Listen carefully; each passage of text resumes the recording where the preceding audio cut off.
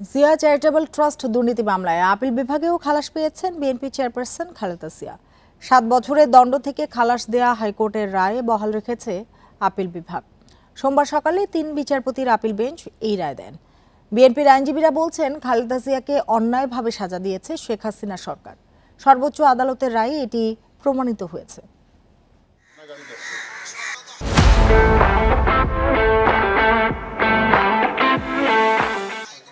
দুর্নীতি দমন কমিশন বা দুদকের করা জিয়া অরফানেজ ট্রাস্ট ও জিয়া চ্যারিটেবল ট্রাস্ট দুর্নীতি মামলায় 2 বছরেরও বেশি সময় সাজা খেটেছেন বিএনপি চেয়ারপারসন বেগম খালেদা জিয়া।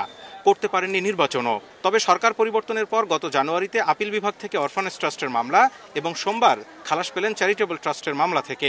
এর আগে গত নভেম্বরে এই মামলায় হাইকোর্ট থেকে খালাস পান খালেদা জিয়া সহ 3 আসামি, মওকুফ হয় অর্থদণ্ড। খালেদা জিয়ার আইনজীবী অভিযোগ করেন, কেবল রাজনৈতিক প্রতিহিংসা থেকেই শেখ হাসিনার নির্দেশে এই মামলা করা হয়েছিল।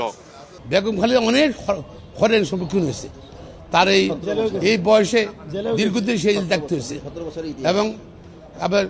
এবং এই আপনার হাসপাতালে জেলে থাকা অবস্থায় তার সুচিকিৎসা হয়নি, যার জন্য বেগম খালেদা জিয়া সুস্থ। বেগম খালেদা জিয়া জেলে ঢুকলেন হেঁটে, বের হওয়ার সময় হুইল চেয়ারে বেরোতে হয়েছে।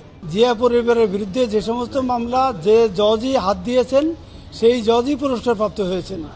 সুতরাং এই মামলাগুলো ভিত্তিহীন। 33 জন সাক্ষীর কেউ এই মামলা বেগম জিয়া যে এখানে এটা আত্মসাৎ করেছে কেউ প্রমাণ করতে পারেন নাই।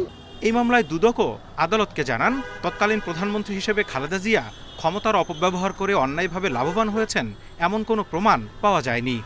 সমস্ত সাক্ষী ইনক্লুডিং আইও, ইনফরমেন্ট, ব্যাংকার, এক কথায় তারা স্বীকার করছে যে প্রধানমন্ত্রী হিসাবে কোথাও তার সিগনেচার বা কোনো কিছুই নাই, সেটা ব্যক্তি খালেদা জিয়া হিসাবে ছিল। এই জন্যে এই ক্ষমতার অপব্যবহার প্রধানমন্ত্রী হিসাবে এই জিনিসটা প্রমাণ হয়নি। দুর্নীতির এই মামলায় খালেদা জিয়াকে আগেই সাজামুক্ত করেছিলেন রাষ্ট্রপতি। তবে তিনি কারো অনুকম্পা চান না বলে আইনি লড়াই চালিয়ে নিজেকে নির্দোষ প্রমাণ করলেন।